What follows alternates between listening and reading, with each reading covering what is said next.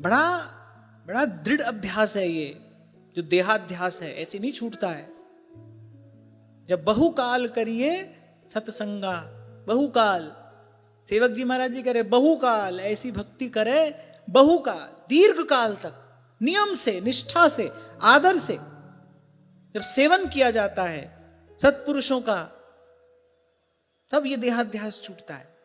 छूटते छूटते छूटता है। जैसे कोई बड़ा गहरा दाग लगा हो उज्जवल वस्त्र पर, वो पहले हल्का पड़ता है, क्योंकि बहुत अधिक अगर कठोर व्यवहार वस्त्र से किया जाए तो वस्त्र ही फट जाएगा। दाग भी हटाना है, उज्जवल वस्त्र है, और फिर चदरिया झीनी है, झीनी रे झीनी चदरिया, धीरे धीरे उसको छुड़ाया जाता है। दाग पहले हल्का होता है, इसीलिए कहा बहुकाल। जब बहुकाल करिए सत्संगा, ऐसी भक्ति करे बहुकाल।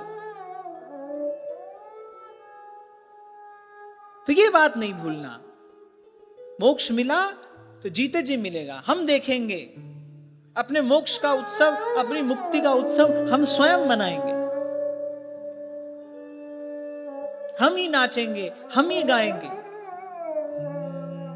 मीरा के प्रभु गिरधर नागर, मीरा के प्रभु गिरधर नागर, जन्म मरण सु छुटगी, मेरो मन लाग्यो हरि जी सू। अब ना रहूंगी मैं अटकी, मेरो मन लाग्यो हरि जी सू। अब ना रहूंगी मैं अटकी। अलख डाल पे मुनिया बैठी, पी ज्ञान की बूटी। अलख डाल पे मुनिया बैठी, पी ज्ञान की बूटी। अलख डाल पे मुनिया बैठी, पी ज्ञान की बूटी। अलख डाल पे मुनिया बैठी, पी ज्ञान की बूटी। सब संतन मिल मता बताया, सब संतन मिल पता बताया, सब संतन मिल मता बताया, सब संतन मिल मता बताया। हरि नाम ले छूटी मुनिया पिंजरे वाली ना, ओ मुनिया पिंजरे वाली ना। मुनिया पिंजरे वाली ना, ओ मुनिया पिंजरे वाली ना। सतगुरु है व्यापारी, तेरा साहेब है व्यापारी। सतगुरु है व्यापारी, तेरा साहिब है व्यापारी। सतगुरु है व्यापारी, तेरा साहेब है व्यापारी। मुनिया पिंजरे वाली ना, ओ मुनिया पिंजरे वाली ना। मुनिया पिंजरे वाली ना, ओ मुनिया पिंजरे वाली ना।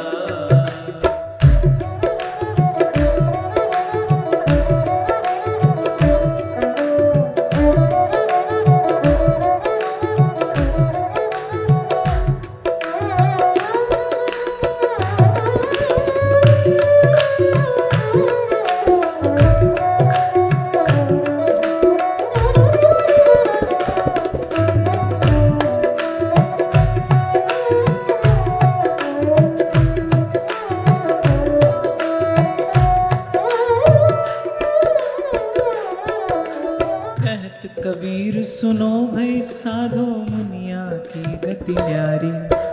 कहत कबीर सुनो भाई साधो, मुनिया की गति न्यारी। कहत कबीर सुनो भाई साधो, मुनिया की गति न्यारी। कहत कबीर सुनो भाई साधो, मुनिया की गति न्यारी। कहत कबीर सुनो भाई साधो, मुनिया की गति न्यारी। कहत कबीर सुनो भाई साधो, मुनिया की गति न्यारी। जो मुनिया को लखे लखावे, जो मुनिया को लखे लखावे, जो मुनिया को लखे लखावे, आवागमन निवारी। मुनिया पिंजरे वाली ना, ओ मुनिया पिंजरे वाली ना। ओ मुनिया पिंजरे वाली ना, ओ मुनिया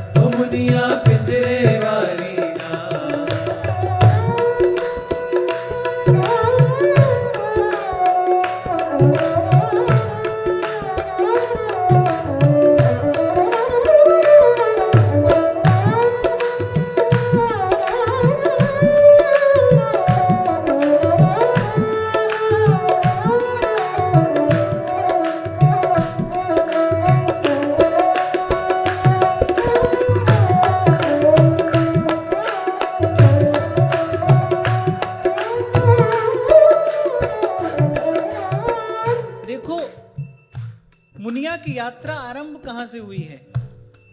मन मस्त हाथी पे मुनिया बैठी, अंकुश दे दे हारी। मन मस्त हाथी पे मुनिया बैठी, अंकुश दे दे हारी। यही आपसे भी कह रहा था, मन तो मत वाला हाथी है, पता नहीं कहां ले जाकर गिराएगा। और ये जीव अंकुश दे दे हारा। मन मस्त हाथी पे मुनिया बैठी, अंकुश दे दे हारी। मन मस्त हाथी पे मुनिया बैठी, अंकुश दे दे हारी। सब संतन मिल ज्ञान बताया, सब संतन मिल ज्ञान बताया, सब संतन मिल ज्ञान बताया। हो गई मुनिया न्यारी, मुनिया पिंजरे वाली ना, ओ मुनिया पिंजरे वाली ना। ओ मुनिया पिंजरे वाली ना, ओ मुनिया पिंजरे वाली ना। पहले सत्संग न्यारा कर देता है, फिर सत्संग की कृपा से क्या होता है? प्रभु को प्राप्त करने की रुचि। मैं निवेदन करता हूं ना आपसे, गोविंद से मिलने की रुचि गुरु से मिलाती है, फिर गुरु ज्ञान देता है। पहले वो जो मुनिया उस मन रूपी मस्त हाथी पे बैठी थी, अब गुरु के ज्ञान की डाल पर बैठी है। अलख डाल पे मुनिया बैठी, पी ज्ञान की बूटी। अलख डाल पे मुनिया बैठी, पी ज्ञान की बूटी। अलख डाल पे मुनिया बैठी, पी ज्ञान की बूटी। अलख डाल पे मुनिया बैठी, पी ज्ञान की बूटी।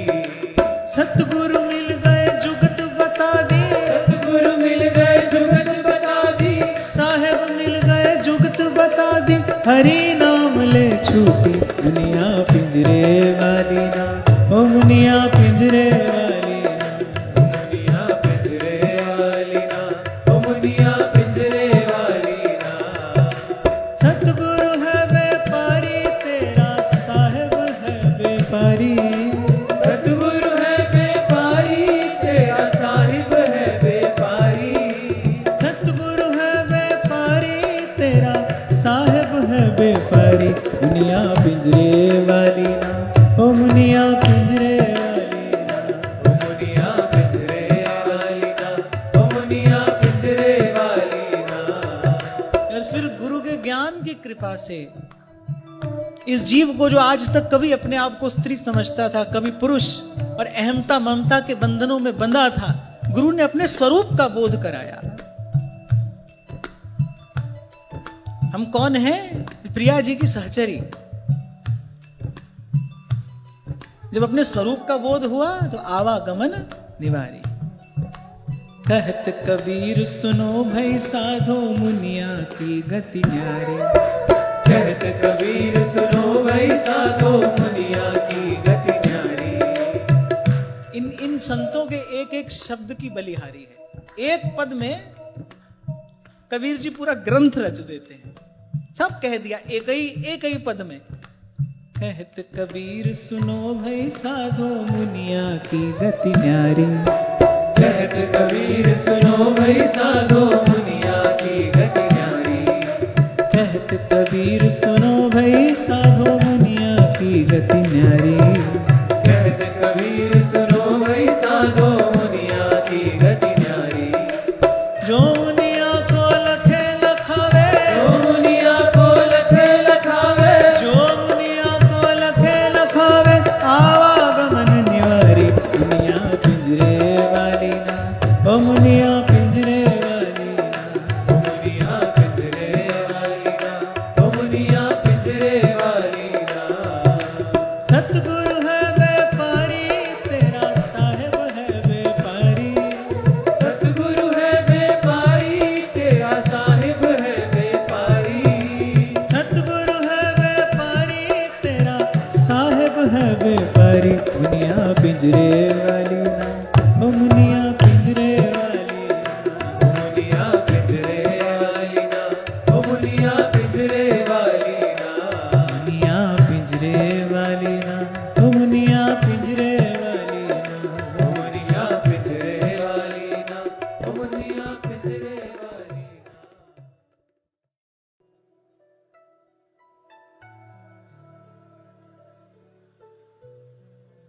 तो श्री भगवान ने कहा असंतोष यही पुनर्जन्म का कारण है,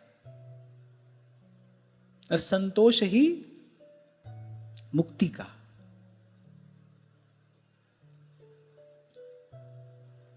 समझने की बात है, सुख वस्तु से नहीं है। जैसे कई बार आपसे कहता हूं ना, भोजन में स्वाद नहीं होता, स्वाद तो भूख में होता है।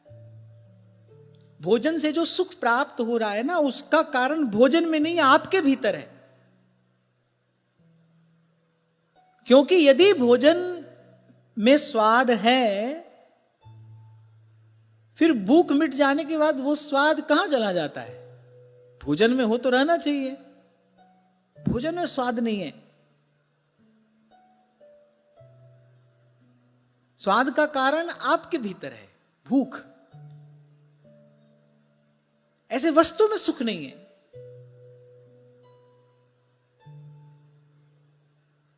सुख तो प्रभु के अनुकूल होने में है, सुख प्रभु के प्रसन्न होने में है। सुख चाहत हरिवंश हित, कृष्ण कल्पतरु से। पुनः निवेदन करूं आपको, अरे सुख प्राप्त करना हमारा अधिकार है। सुख सुख स्वरूप भगवान के अंश हैं, हम क्यों दुखी रहें? पर कैसा सुख? ये विषय जन्य सुख नहीं। भगवान के नाम के भजन से जो सुख प्राप्त होता है, प्रभु के रूप के दर्शन से जो सुख प्राप्त होता है, भगवान की लीला कथा के श्रवण से जो सुख प्राप्त होता है, भगवत धाम के आश्रय से जो सुख प्राप्त होता है, वस्तुतः वही सुख कहलाने योग्य है।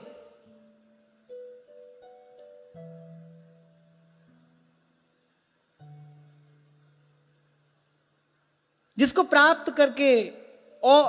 प्राप्त करके लोभ नहीं बढ़ता, जिसको प्राप्त करके परम शांति का अनुभव होता है, परम संतोष का अनुभव होता है, परम आनंद का अनुभव होता है। जो अपने पीछे अनेक अनेक दुस्सह कामनाएं लेकर नहीं आता, तृप्ति लेकर आता है, वो सुख, और वही सुख कहलाने योग्य है। फिर भगवान ने कहा कि और उसमें भी यदि ब्राह्मण हो, यदृच्छालाभतुष्टस्य तेजो विप्रस्य वर्धते तत्प्रशाम्यत्य संतोषादंभ सेवाशु शुक्षणिः। फिर भगवान ने कहा उसमें भी जो ब्राह्मण हो, यदि ब्राह्मण स्वयं प्राप्त वस्तु से संतुष्ट रहे तो उसके तेज की वृद्धि होती है। स्वयं प्राप्त माने जो प्रारब्ध से प्राप्त हो। और ऐसा होता है, बिना प्रयास के भी वस्तु प्राप्त होती है। दुख के लिए प्रयास किया है कभी? प्राप्त होता है। कैसे होता है? आपने तो उसको पाने के लिए कुछ किया नहीं। यहां से देखना चाहिए। कोई कहे कि बिना प्रयास किए कैसे मिल जाएगी वस्तु? बिना प्रयास के दुख मिल रहा है कि नहीं? सुख भी मिलेगा, दुख भी मिलेगा। इसलिए भगवान कह रहे मेरा भक्त फिर अनारंभ हो जाता है। अनारंभ अनिकेत अमानी।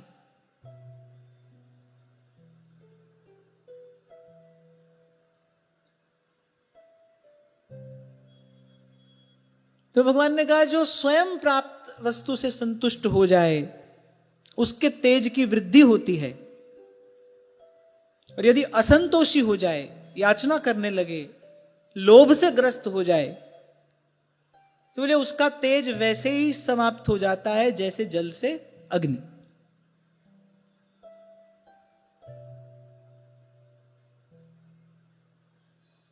मान सिंह याचना कर रहे थे। विचित्र स्थिति है, देने वाला याचना कर रहा है।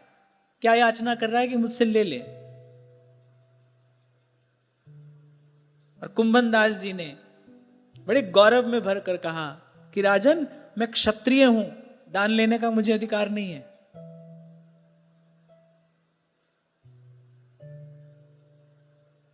संतों के मुख से सुना है कि श्री कुंभन दास जी जो पाग बांधते थे ना, कितने वस्त्र जोड़ जोड़ कर वो पाग बनती थी। माने इतना अभाव था, लौकिक दृष्टि से इतना अभाव था जीवन में, लेकिन उर अंतर का तेज कैसा है कि मैं कोई ब्राह्मण नहीं हूं। कुंभनदास जी ने कहा मैं क्षत्रिय हूं, दान लेने का मुझे अधिकार नहीं है, तुम मुझे दान देने आए हो, मैं कैसे ले लूं।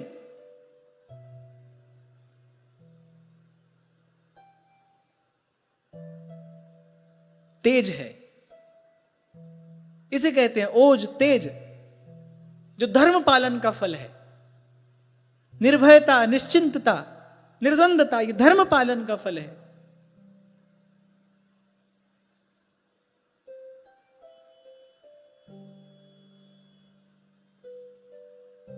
लीपापोती करने से ये चाम थोड़ी देर के लिए भले चमक जाए, पर आपके व्यक्तित्व में, आपके आभा मंडल में ओज और तेज तो धर्म पालन से आता है।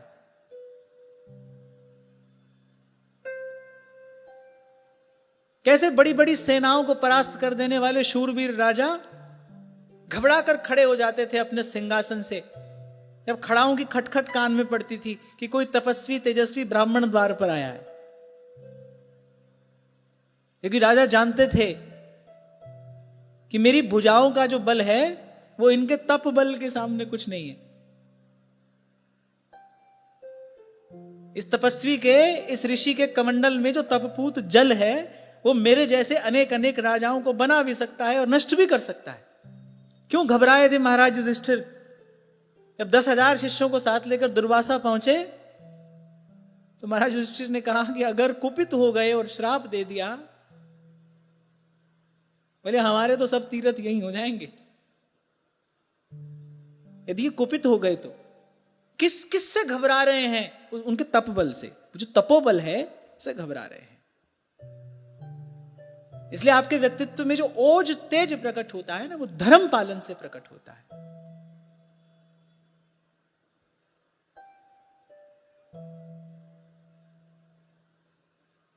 एक स्त्री के सतीत्व के तेज के सन्मुख देवता नत हो जाते हैं। भगवती अनुसूया ब्रह्मा विष्णु शंकर को अपनी गोद में खिलाती हैं, बालक बनने पर विवश कर देती है। उनके सतीत्व का तेज है। वो परम तेजस्विनी अपने उस सतीत्व के तेज से, जो धर्म पालन किया है, त्रिदेवों को बालक बनने पर विवश कर देती। दिखाई न दे, इन चर्म चक्षुओं से दिखाई न दे, पर धर्म के पालन में ही सुख है, धर्म पालन में ही शांति है। धर्म ही आधार है, धर्म ही छत्र है, धर्म ही छांव है। धर्म और भगवान दो नहीं है। रामो विग्रहवान धर्म, विग्रहवान धर्म ही भगवान है। इसलिए यतो धर्मस ततो जयः। ऐसे तो भगवान निरपेक्ष हैं, पर पांडवों के पक्ष में क्यों गए? क्योंकि पांडवों के जीवन में धर्म पालन है, इसलिए भगवान उनके पक्ष में है। कल आपसे कह रहा था ना, या तो भगवान के पक्ष में चले जाइए या भगवान को अपने पक्ष पे कर लीजिए। मार्ग एक ही है, धर्म पालन। अपने कर्तव्य का पालन करिए। ये जो बचकर निकल जाने की जो वृत्ति है, ये आपका पतन करा सकती है। बचकर कोई नहीं निकल सकता। अरे भगवान पर भरोसा रखिए। सब दिन होत ना एक समान। आज यदि कठिनाई है भी, आज यदि कुछ प्रतिकूलता है भी, अरे क्या हुआ, गुरुजन भी तो हैं, सत्संग भी तो है, भगवान भी तो हैं। भरोसा रखिए, विश्वास रखिए, पर धर्म ना छोड़िए।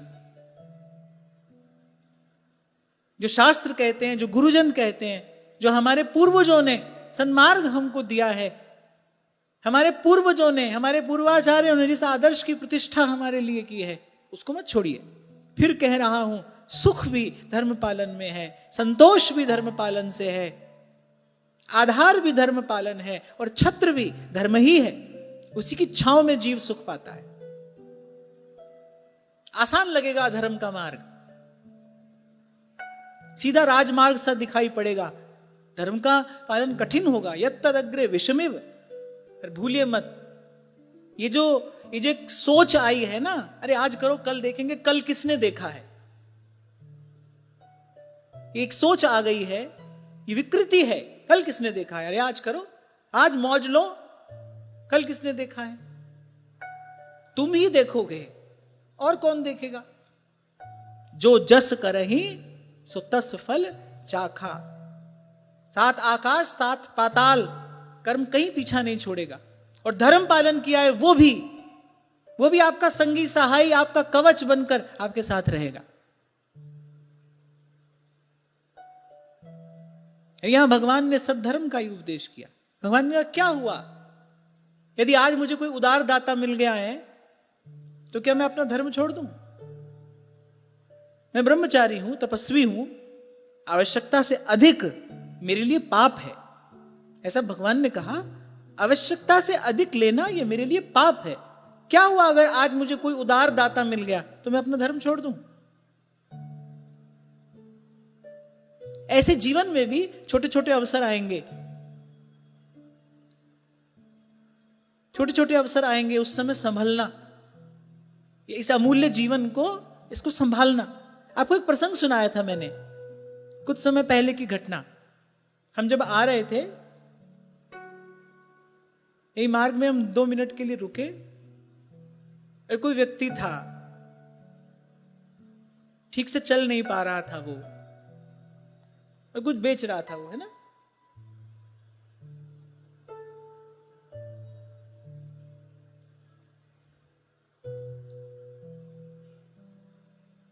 तो उसने गाड़ी का शीशा खटखटाया, धूप पड़ रही थी।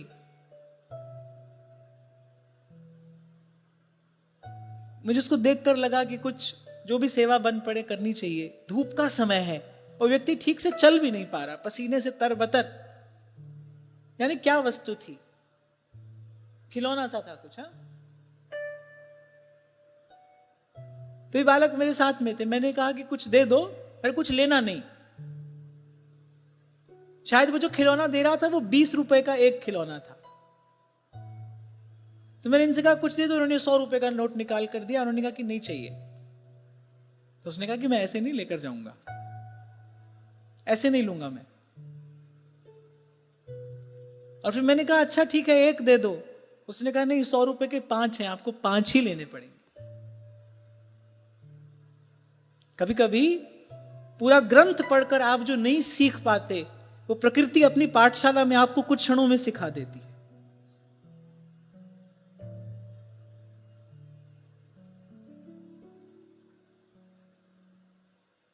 श्री स्वामी रामसुखदास जी महाराज का वाक्य है, बोले इस अर्थ प्रधान युग में अगर अर्थ किसी को लुभायमान नहीं कर रहा, धन देखकर अगर कोई लोभ के वशीभूत नहीं होता, तो बोले किसी भी भेष में हो साधु है। अगर लोभ के वशीभूत नहीं है तो वो बड़ी सरलता से वो नोट लेकर जा सकता था व्यक्ति। उसको चलने में परेशानी थी, वो ठीक से चल नहीं पा रहा था, धूप का समय था। क्या अनुकूलता थी उसके पास बताइए?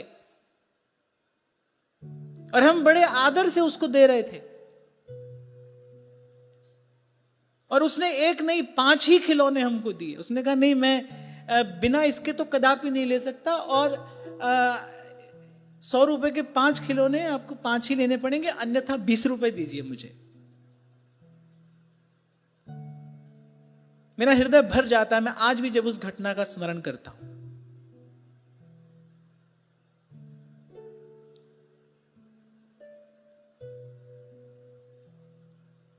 और ये उसके कृत कार्य का फल है कि जिस स्थान से भगवत गुणानुवाद होना चाहिए, मैं बड़े आदर से उस व्यक्ति का स्मरण कर रहा हूं यहां से।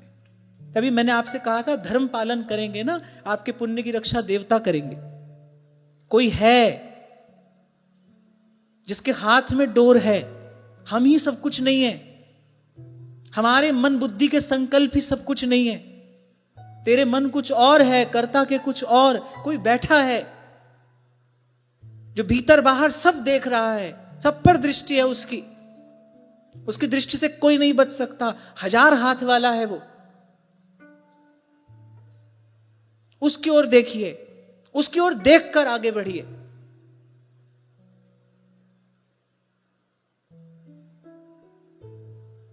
तो भगवान ने कहा, आदर्श प्रस्तुत किया, क्या हुआ अगर आज तुम मिल गए हो मुझे? पर यदि आवश्यकता से अधिक लेता हूं तो मेरा तेज क्षय हो जाएगा।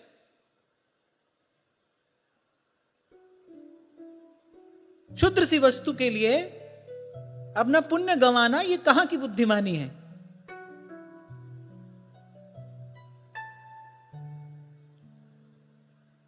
तो भगवान ने कहा तस्मात् त्रीणि पदान्येव वृणे त्वद्वरदर्शभा एतावतैव सिद्धोऽहं वित्तं यावत् प्रयोजनम।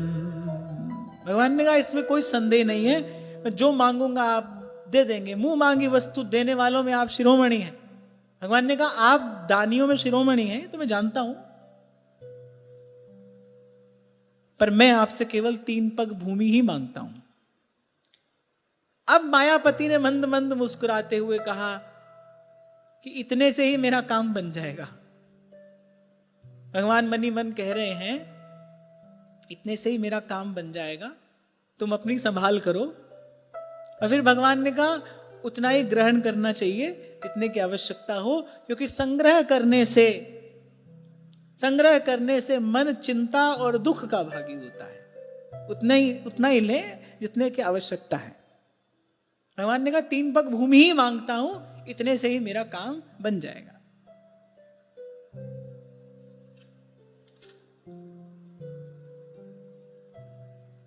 तब श्री सुखदेव जी महाराज कहने परीक्षित भगवान के इस प्रकार कहने पर हंस पड़े बलि, ठहाका मारकर हंसे। मैंने कहा अच्छी बात है, जितनी तुम्हारी इच्छा हो उतना ले लो। अब जो दाता होता है उसको संकल्प करना पड़ता है दान देने से पहले। तो महाराज बलि ने उठाया जल का पात्र। अब शुक्राचार्य जी सब लीला देख रहे हैं। उनको लगा कि भाई अब मौन रहने से काम नहीं चलेगा, ये तो हमारे यजमान का सब कुछ ले जाने के लिए आए हैं। त्रिकालदर्शी महापुरुष है, वो सब जानते हैं। अब भगवान की लीला, ये रहस्य उनसे छिपा नहीं था। अच्छा, दैत्य गुरु साधारण नहीं है। देव गुरु की जो सामर्थ्य है उससे 21 ही है दैत्य गुरु की सामर्थ्य। उनके पास मृत संजीवनी है। परम तपस्वी, परम शिव भक्त और अनेक अनेक विद्याओं में निपुण श्री शुक्राचार्य जी हैं। परम तपस्वी हैं, परम तेजस्वी, असह्य है उनका तेज। अरे सोचो, जो भगवान की माया का रहस्य जान जाए वो साधारण होगा क्या? वो जानते हैं कौन है ये। तो जैसे ही राजा बलि को वो 3 पग पृथ्वी दान करने का संकल्प करने को उद्यत देखा, शुक्राचार्य जी ने बीच में आकर रोका। बोले, शुक्राचार्य जी ने कहा, एष वैरोचने साक्षात् भगवान विष्णुरव्ययः कश्यपाददितेर्जातो देवानां कार्य साधकः। बोले कोई ब्रह्मचारी नहीं है ये। बोले अविनाशी भगवान विष्णु है। देवताओं का कार्य सिद्ध करने के लिए कश्यप की पत्नी अदिति के गर्भ से अवतीर्ण हुए हैं। बोले तुमने कुछ रहस्य तो जाना नहीं। अरे हमसे पूछ लेते, हम यहां पीछे ही खड़े हैं। अब बलि को सुधा ही नहीं है तो भगवान की रूप माधुरी में मन हर लिया है भगवान ने, तो भगवान को छोड़कर कहीं और देखा ही नहीं रहे। अब वैसे शिष्टाचार तो यही कहता है कि गुरुदेव जब हैं तो जो भी किया जाए वो गुरु की आज्ञा लेकर किया जाए, गुरु के अनुशासन में रहकर किया जाए। तो बलि सब कुछ आप ही किए चले जा रहे हैं, सामने भगवान है। सब सब सब विस्मृत हो गया बलि को। बोले इतना बड़ा अनर्थ करने जा रहे हो तुम। अच्छा, फिर दैत्य गुरु ने कहा कि तुम्हारे संकल्प कर देने से केवल तुम ही नहीं, बोले पूरी दैत्य जाति विपदा में पड़ेगी, क्योंकि तुम राजा हो। राजा जो निर्णय लेता है उसका प्रभाव भला हो या बुरा सारी प्रजा पर पड़ता है। बोले तुम राजा हो, त्रिलोकी के अधिपति हो, तुम पर यदि संकट आएगा तो तुम्हारी सारी प्रजा पर संकट आएगा। शुक्राचार्य जी की बात भी सही है। तो बोले ये कोई ब्रह्मचारी नहीं है, जिनको तुम वामन वेशधारी ब्रह्मचारी देख रहे हो, अरे स्वयं अविनाशी भगवान विष्णु हैं, अपनी योग माया से ब्रह्मचारी बनकर आए हैं, ये आसन पर बैठे हैं। तुम्हारा राज्य, ऐश्वर्य, लक्ष्मी, तेज, विश्वविख्यात कीर्ति सब ले लेंगे तुमसे। तुमको लग रहा है ये 3 पग भूमि मांगने के लिए आए हैं? अरे इनका तेज देखो, एक बार इनका रूप देखो। नहीं लगता तुम्हें कि साक्षात सूर्य नारायण इस यज्ञशाला में आज प्रकट हो गए हैं? क्या इनका तेज साधारण है? और फिर देखो कैसे क्षण भर में, कितने दीर्घ काल से तुम मेरी सेवा कर रहे हो। शुक्राचार्य जी ने कहा बलि से, अरे अरे कुछ सोच, कितने दीर्घ काल से तू मेरी सेवा कर रहा है, एक एक कार्य मेरी आज्ञा लेकर करता है, मेरी आज्ञा में रहकर सोता है, जगता है, खाता है, पीता है, और देख कुछ क्षणों में इन्होंने कैसे तेरा मन हर लिया। अरे छलिया है ये, तुझे छलने के लिए आए हैं, देवताओं का कार्य सिद्ध करने के लिए आए हैं। अच्छा, शुक्राचार्य भगवान की सब लीला जानते हैं, आगे क्या होने वाला है। बोले 3 पग भूमि मांगी है ना इन्होंने, त्रिभिक्रमैरिमान् लोकान् विश्वकायः क्रमिष्यति, सर्वस्वं विष्णवे दत्त्वा मूढ़ वरतिष्यसे कथम। अरे विश्वरूप हैं, मैं समझ गया क्यों 3 पग भूमि इन्होंने मांगी है। अरे 3 पग में तो त्रिलोकी नाप लेंगे ये, और मूर्ख जब अपना सर्वस्व दे बैठेगा, तेरा जीवन निर्वाह कैसे होगा, तेरी प्रजा का निर्वाह कैसे होगा। शुक्राचार्य जी की चिंता स्वाभाविक है। भाई अगर राजा संकट में पड़ जाएगा, राजा ही अभावग्रस्त यदि हो जाएगा, तो सारी प्रजा संकट में पड़ जाएगी। शुक्राचार्य जी को यह सही नहीं है, क्योंकि दैत्य उनके सब शिष्य हैं, उनके अनुचर हैं। और बोले इतना ही नहीं, ये 2 ही पग में सब कुछ नाप लेंगे, 2 ही पग में सब कुछ नाप लेंगे, तीसरा पग कहां जाएगा। बोले तुम पूरा नहीं कर सकोगे, अपना संकल्प तुम पूरा नहीं कर सकोगे, और प्रतिज्ञा पूरी न कर सकने के कारण नरक जाना पड़ेगा।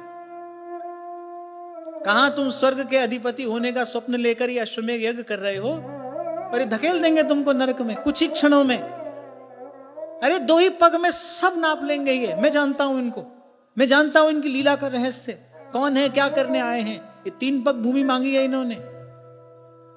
अच्छा, भगवान को कोई चिंता नहीं है, क्योंकि अंत में हुई जो राम रचि राखा।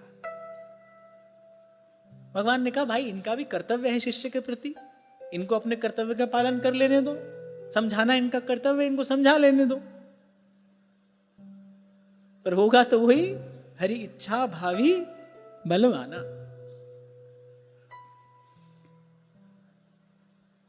तो अनेक अनेक प्रकार से शुक्राचार्य जी ने समझाने का प्रयास किया। बोले ऐसे दान की प्रशंसा विद्वान लोग नहीं करते हैं कि जिसको देने के बाद अपने जीवन पर संकट आ जाए। मैंने शुक्राचार्य जी समझा रहे हैं, दो थोड़ा सोच समझ कर देना चाहिए। पर बलि उदार हैं, इसलिए शुक्राचार्य जी को और चिंता है। बोले दो, मैं देने की ना नहीं करता, द्वार पर आए याचक को देना ही चाहिए, पर सोच समझ कर देना चाहिए। इतना दो कि अपने जीवन पर संकट ना आ जाए।